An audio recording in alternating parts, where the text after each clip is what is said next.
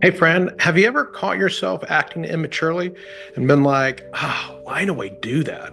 Like, why do I do this people pleasing thing? Or why is it that I avoid hard emotions and stuff stuff down or shut out people even when I need connection and long for connection? Why do I get anxious in those circumstances? Well, I want to flip the script on that. And instead of having this self critical, shaming message around it, I want to consider the idea that those ways of navigating life were the best that you could come up with for navigating life at an earlier stage in your story. And they enabled you to get through circumstances where you really didn't know any other way or any better way. And in that way, God actually equipped you with the capacity to adapt as a young person to circumstances that you couldn't control. Today, they're maybe not as helpful as they were at one point in your story. I think about Paul talking about in Corinthians that when I was a child, I understood things as a child and I spoke as a child and I showed up as a child, that there's a natural immaturity that is a result of an environment that we're born into and don't have any control over. And part of maturing, part of growing is growing out of those things.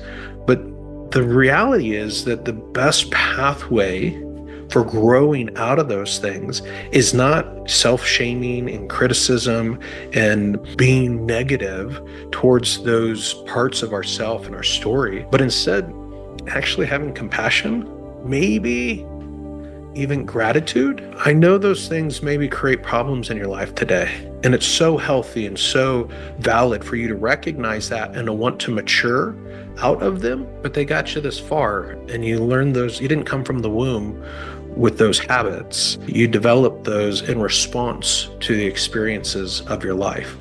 And so I'd like to invite you to have gratitude for the brilliance of those adaptations that got you this far, and to have grace and compassion for yourself as you invite Jesus to come alongside you and to help you mature out of those things so that you can experience the fullness of life and the true happiness that he wants for you, even though today that might be a struggle. He wants to gently lead you to a better way, having compassion and grace for the habits that you developed in a different season of your life, and gratitude for how they enabled you to get this far, and have a vision for you that allows you to navigate life in a different way today.